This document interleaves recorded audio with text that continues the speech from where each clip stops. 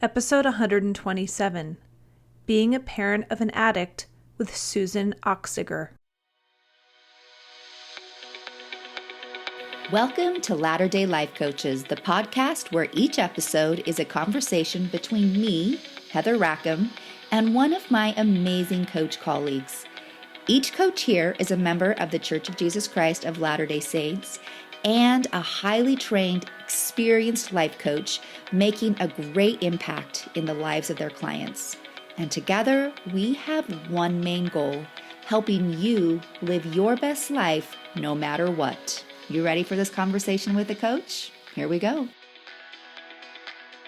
When a parent has a child join their family, they often imagine what their life will look like and the person who the child will grow to be. In all the possibilities of the dreams of who they can be, no parent ever imagines their child growing up to be a drug addict. As a parent of a child who is a drug addict, Coach Susan Achziger wants parents to learn things she didn't know when her child became an addict. First and foremost, it's not your fault. You do not need to own their addiction. All of our children have free agency, so they will make the choices they want to make. She points out a fundamental life principle that a parent's job is to love their kids. They will choose what they will, but you always get to choose love. Whether you are a parent of a drug addict or not, this is a great episode on having hope and knowing that God knows your struggles and heartache. Susan is a great resource for parents of addicts. You don't have to go this road alone, so be sure to reach out to her and learn what she can teach you from her experience. Please enjoy this episode. Well, happy Tuesday. If you're listening to this today, the day that our podcast drops, I am excited to be here. We're recording right after it was just General Conference, and it was a good weekend. I'm happy to be here, and I'm especially happy to be here with Coach Susan Achziger. Hi, Susan. Hi, Heather. I'm so happy to be here with you. Oh, thanks for being with me. It's so fun. We're just chit-chatting about the weather, and she lives in Colorado. I live in Idaho, and we've had some interesting weather. But by the time you guys are listening to this, it's May, and I'm hoping that everybody's enjoying some good weather. Yeah, that will be nice. Yes. Hey, so Susan, before we get started, can you give us a little sneak peek into you, your life, and just introduce yourself? Okay. Well, I'm a mother of 4, ranging in age from 13 to 33. Yeah, you've got a good spread there. Yeah. So my oldest is no longer with us, but he would be 33. Okay. So, and let's see, they're all adopted. So 2 of them are biracial. So we have really a fun family. We lots of interesting experiences and conversations and things that have happened to us over the years because of our family. I, of course, am a member of the church and love it.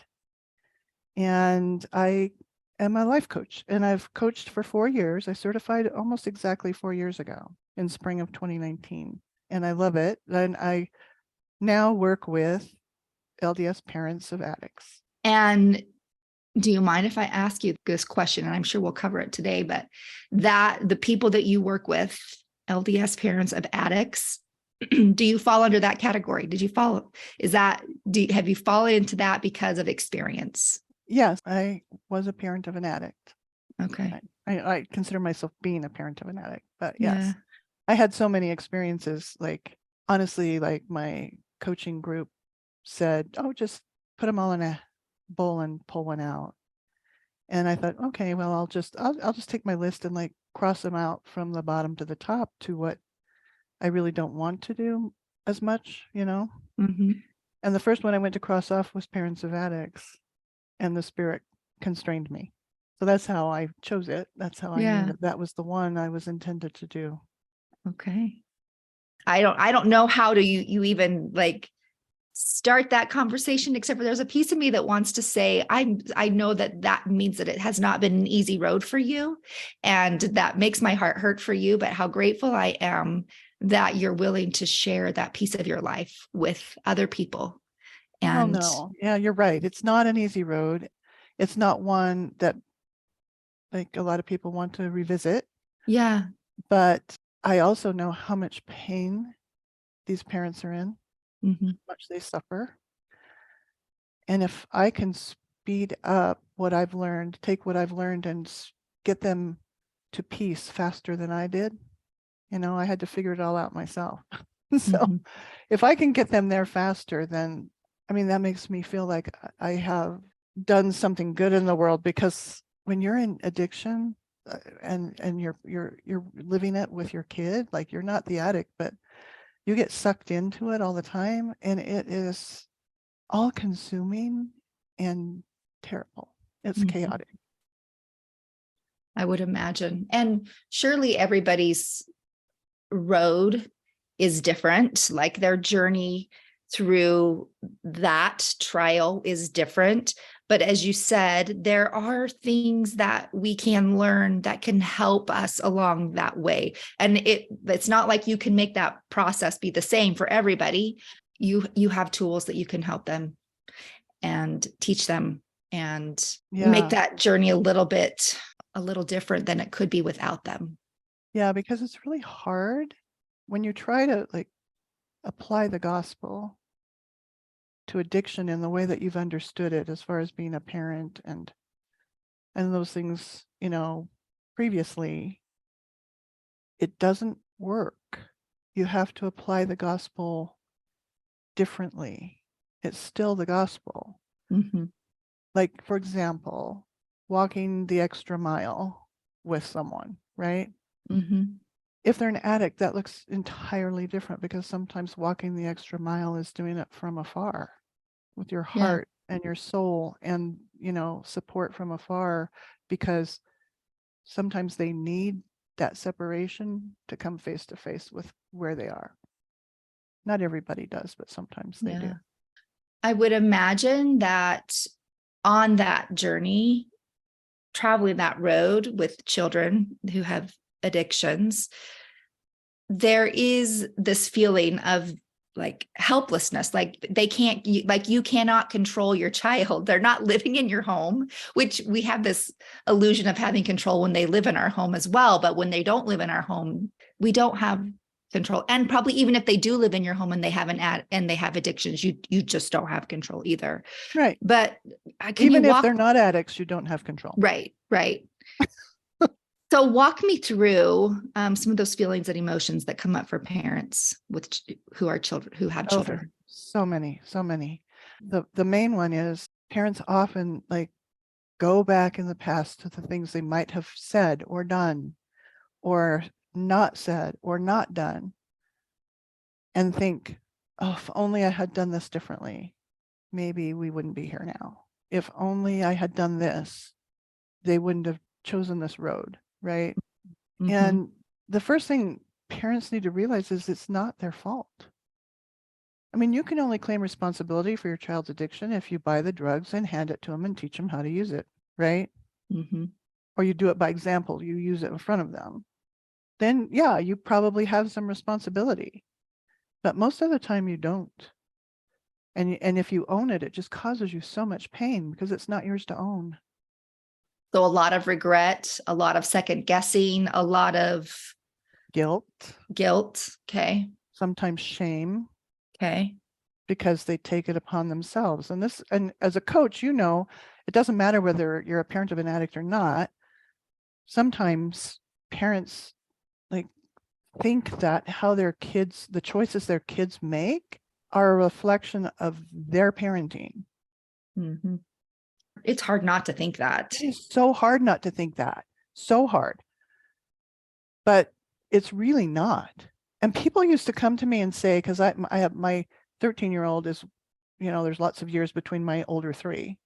And so those three were all together. And at the time I had, the three, and people would say, oh, well, at least you're doing a good job because you've got two kids that are like doing great and all of this stuff. And like that just didn't land right with me. And I would say, no, like I would love to take credit for what they're doing, but if I do that, then I have to take credit for what he's doing. And I definitely taught him not to use drugs. I definitely taught him the perils and the dangers and why it's not good.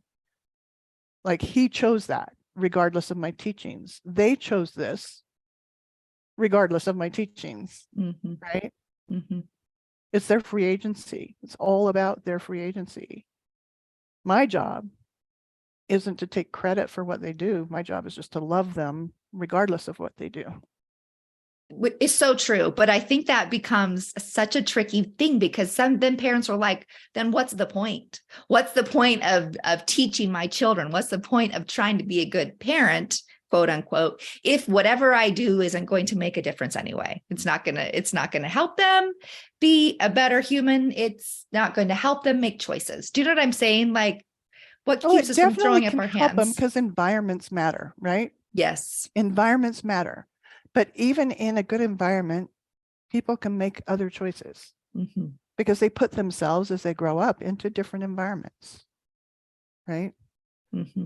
And sometimes those environments have more impact. So it's not like what you do is nothing, like we're told to teach our children and train them up. But if you do that, you've done your job.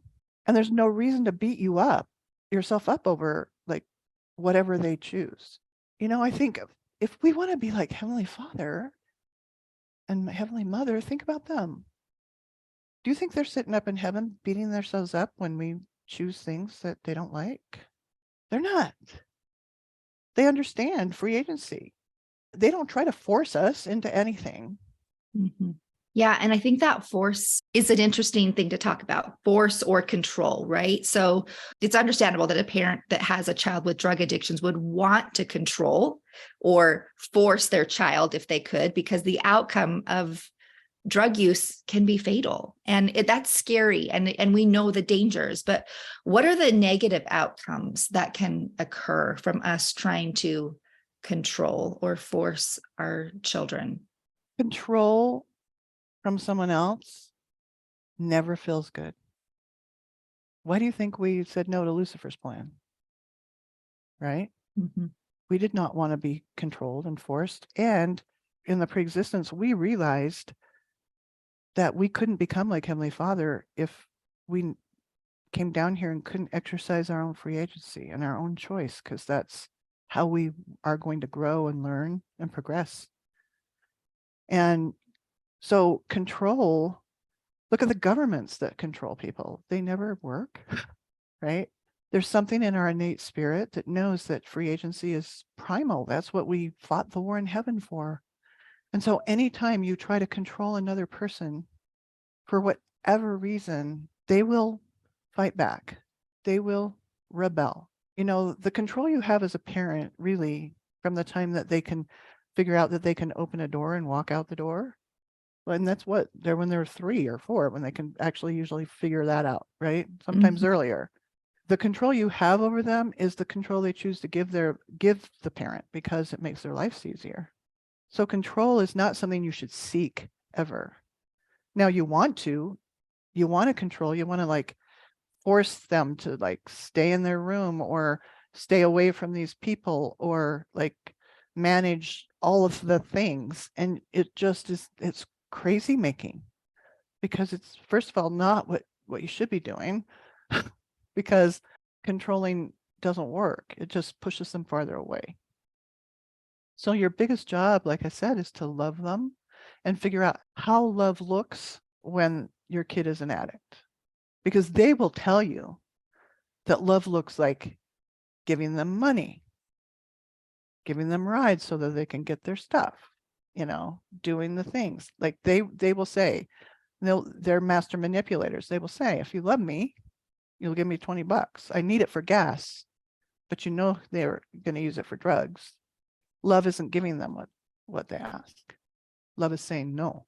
Just like you say no to a toddler when he wants to touch the stove.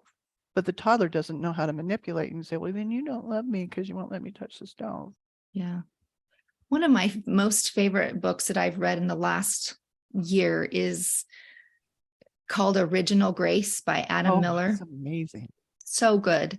Yeah. And listening to you talk about that really reminds me of, how he defines justice and mercy. And And I kind of, in my head, it's been a while since I've read them, but they kind of just all, to me, they all end up being the same, right? Like we have this kind of these beliefs in our minds that of a God that is giving us the good that we need, good for good and punishment for bad. And in his book, he proposes that God is always giving us good for good and good for bad. He's always giving us the good that we need. And we actually, I don't know if you were on that call, but we got to have Adam Miller come and speak to us. And one of the things that he finished that call with the coaches was in saying that, and I'm not opposed to thinking that sometimes, and this isn't going to relate exactly to what you said, but he said, I'm not opposed to thinking that sometimes the good that we need from God is anger. Like sometimes we might need that. And so hearing you say, and I'm not saying that you're speaking with your child in anger, but hearing you say sometimes not doing the things that our kids tell us that they need us to do to show that we love them is the good that they need. That is what they need. And so as we look to our heavenly parents as our example and using those definitions of what they are doing for us, I think it changes our perspective of how we parent. We're always looking for the good that our kids need. And that might and very well could look different than what you think it looks like or what your child thinks it should look like. Right. And sometimes the good might be that you call people to come get them in the middle of the night and take them to a safe place. Right. Mm-hmm. Sometimes it requires that, which might seem like controlling, but you're trying to save their life by giving them a chance, right? I never did that, but I know people who did. And like the main thing in this whole journey is what I think is the main thing in anything in our lives, that we walk this journey hand in hand with our Heavenly Father. I'll just give you an example. Like I always told my kids when they were younger, if they got in trouble with the law, they needed to call me so I knew where they were, but they could not expect me to bail them out of their trouble, right? That I was not going to bail them out. And I firmly believe that natural consequences should be the main teacher. And so when my son started to end up in jail, my instinct was always to leave him there. And there were so many times because I'm walking this journey in life with God, I would just like pray and say, okay, this is what I want to do. I want to leave him in there. Is that correct? And there were so many times he would say, no, you need to get him out. And there were also times when he said, yeah, it's fine. You can leave him there. And so it goes against a lot of the wisdom that we have that we think is right. Like you never bail your kids out of jail. They need to suffer the consequences that they've incurred, that kind of thing. And I can't tell you why. Sometimes he said, no, get him out. Sometimes he said, yeah, sure, leave him in there. I mean, in my own reasoning, I've thought perhaps the people that he would be jailed with during that period of time were people that could have like influenced him in a really negative way and taken him somewhere worse, right? Down the path that he'd make connections with people. And the times where he was left in, perhaps those people were going to be fine. I would imagine that your relationship with Heavenly Father is very strengthened as you are constantly turning to him to know what to do. But I can't help but think that there's probably a lot of second guessing as well. Am I doing this right? Am I doing this right? Am I doing this wrong? I don't know. Tell me. Of course, it's a human thing. Our human brains are always going to go like, wait a minute, why are you doing this? And then other people will second guess you. My spouse did that. Other people close to me, my brother, other people would say, well, don't you think you're just enabling him when you bail him out of jail?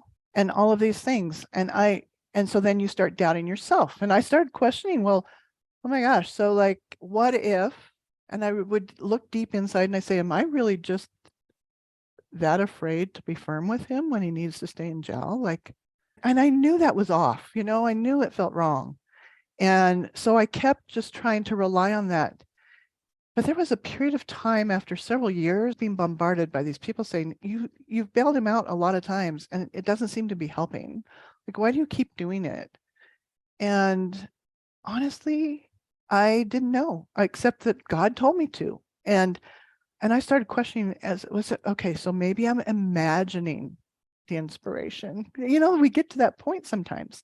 But my heart knew differently. But I was in the temple at a wedding once, and it was not in my hometown, so I wasn't rushing out. I was staying somewhere, and I was waiting for everyone else to get dressed.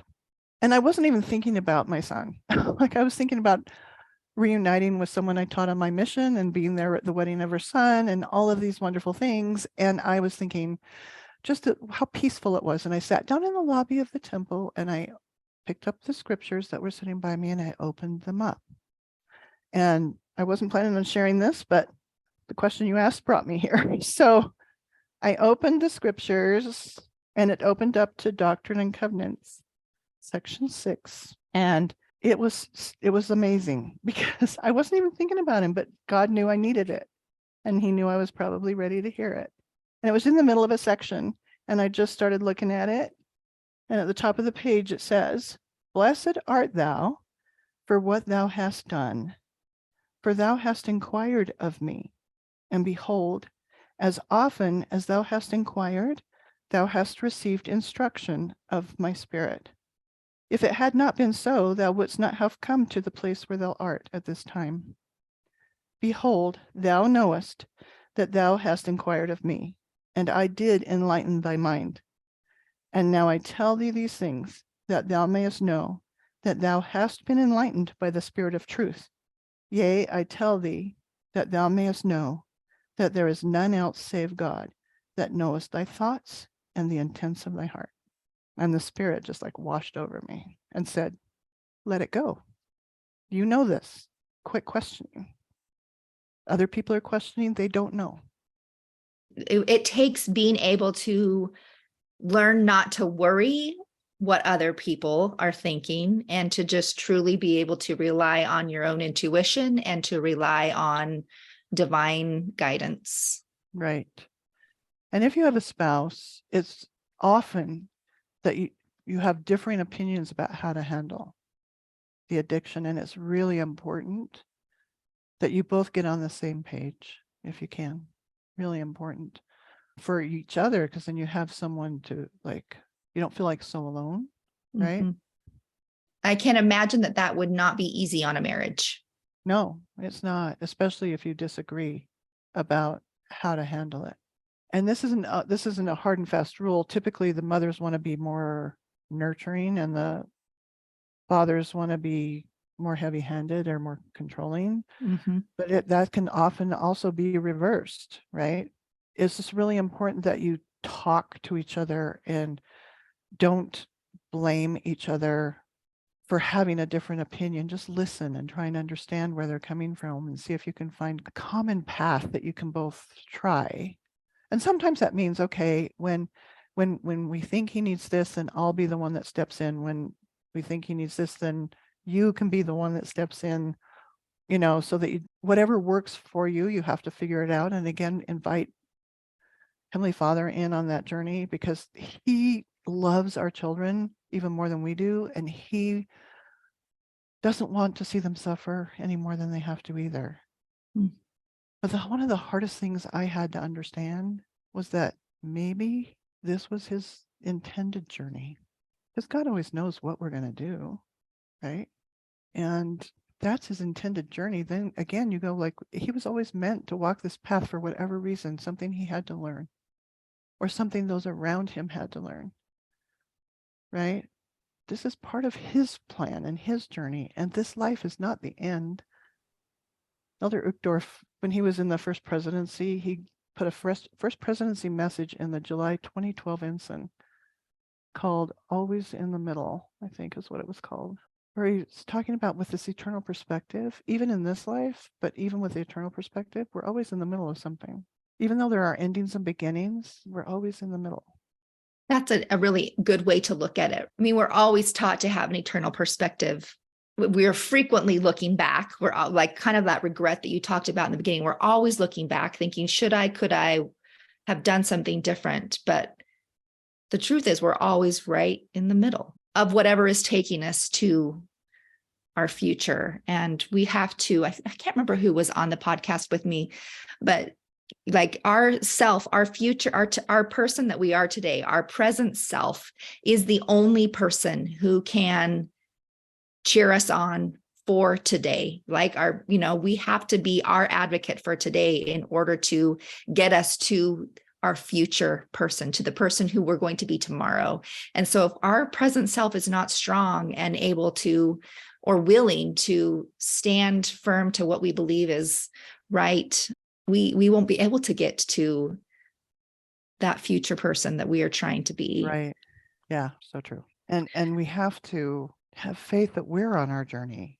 They're on their journey. Mm-hmm. We're on our journey, right? And it's all heading back to God. My son did end up passing away of an overdose after about 15 years of addiction.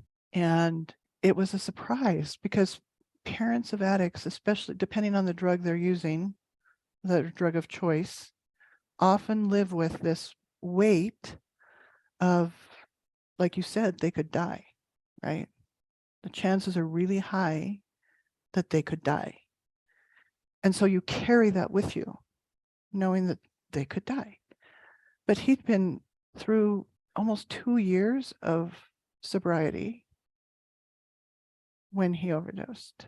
So I had let go, and he was being a great father to his little girl who was not quite 2, and she preferred him in some ways over the mom, like, because he's the one that put her to bed and got her up in the morning, and like she felt safe with him. And little toddlers feel that. They know when they're safe, right? And that spoke volumes to me about the progress he'd made. And so I was starting to kind of relax and let go a little of that heavy weight that always sat with me.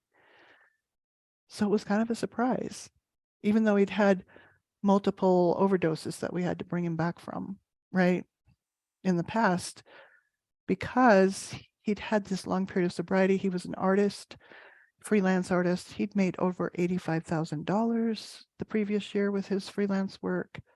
He was doing so well. He was coming back to the church. He was reading scriptures again. He was studying personal development books. I mean, he was really trying. So when he died, it was a surprise. I got a blessing and was told he was surrounded by, and I saw him in my mind's eye surrounded by specific people, but he was surrounded by people who loved him and he was learning. That's what I was told. I really think that he had made as much progress in this earth life and this mortal life as he was capable of. And that's why he went when he went, because he was ready to move on and he couldn't do it by himself here anymore. Thank you for sharing that with us. For sure, our eternal beliefs give us a different perspective on things like that. Does it take the sting away? Does it? I mean, it's still, no, it's you still grieve. hard. Yeah. Still grieve. We all, when we hold those babies in our arms and we rock them to sleep and we cuddle them and we hold them, we always think, we start imagining the life they're going to have, the man or woman they're going to grow up to be, and we imagine all of these things. None of us imagine addiction in our child's future, right? And it's a rough one because not everybody, you can imagine that your kid maybe is going to play football or your kid's going to do something and maybe they choose to be a dancer instead. But, those are easier to accept than addiction because, they just like that more. But nobody dreams of that. And so you mourn while they're in addiction, you're mourning the loss of all of those dreams that you had for them. And if they go, you mourn what they could have brought to this earth that was good. Like his art brought people joy. Like he could have done so much good, but it wasn't ordained for him, right? So we grieve all the time. It's a natural part of being a human. We grieve all kinds of things. When my mother passed away, I took care of my mother for 20 years. She had MS and she got to the point where she needed to be fully taken care of, right? And she started to get a little bit of dementia, and I felt like I was losing her in pieces. So I started to like mourn before she was gone, right? Because she wasn't there all the time. I just think that's just part of life. Mhm.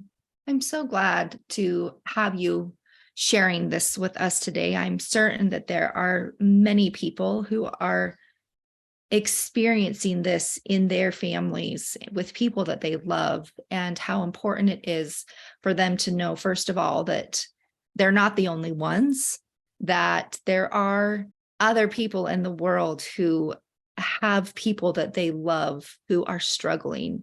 And I think just to know that you're not alone is a huge piece, a huge comfort.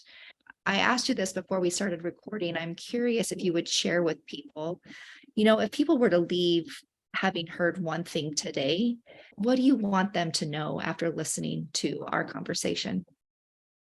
I forgot what I said to you actually, but Well, good. That means we're going to get a clear, like, different, concise answer appropriate for this moment. well, I want them to know several things. I want them to know, first of all,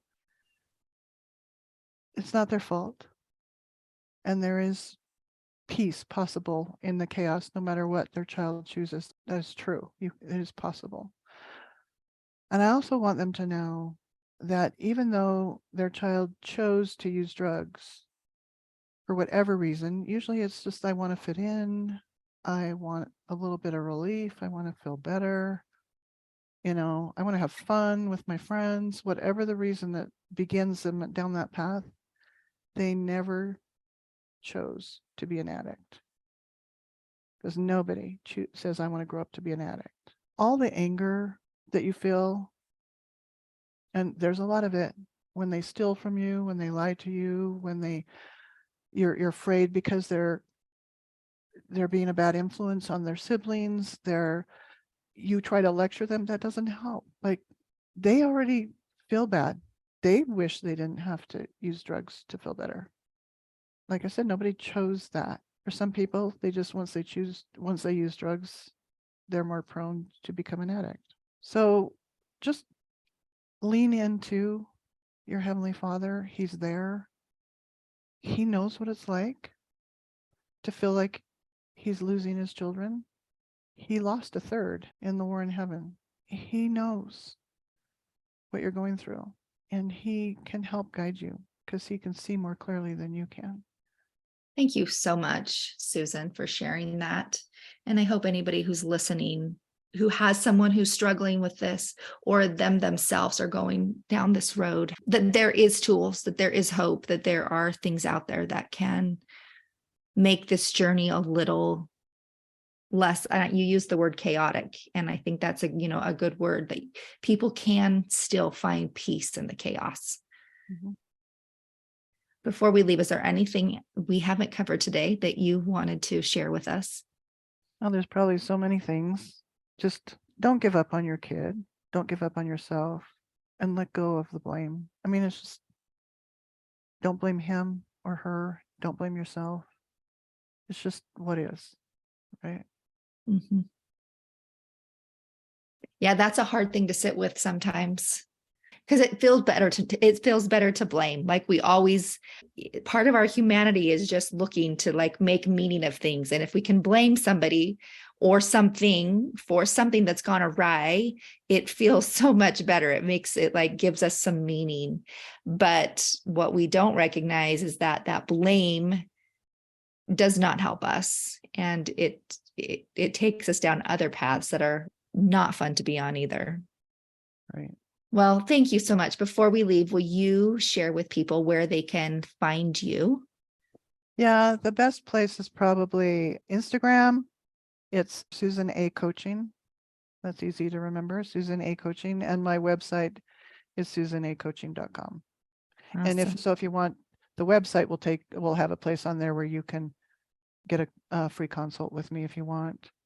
I am going to, by the time this airs, I'll be just getting ready to start a new round of small group coaching for parents of addicts. So if when you hear this, you're interested, now would be the time, because I'm just getting ready to open another one. So I'm I here. love it.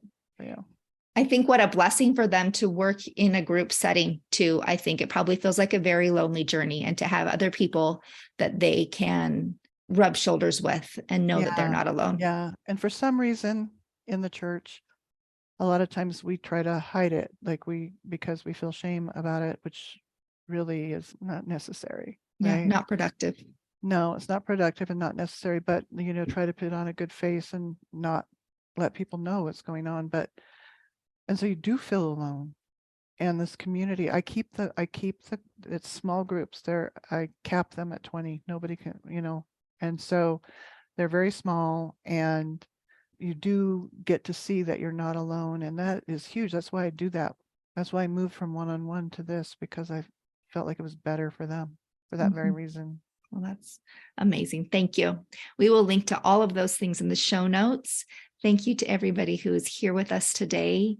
And we will see you again next week. Thanks, Susan. Thank you, Heather. Hey, we just wanted to thank you for spending part of your day here with us at Latter-day Life Coaches and being part of this conversation. Share this with your friends so that you can have a conversation with them on this topic as well. And as always, subscribe so you don't miss a single episode. Have a good one, my friends.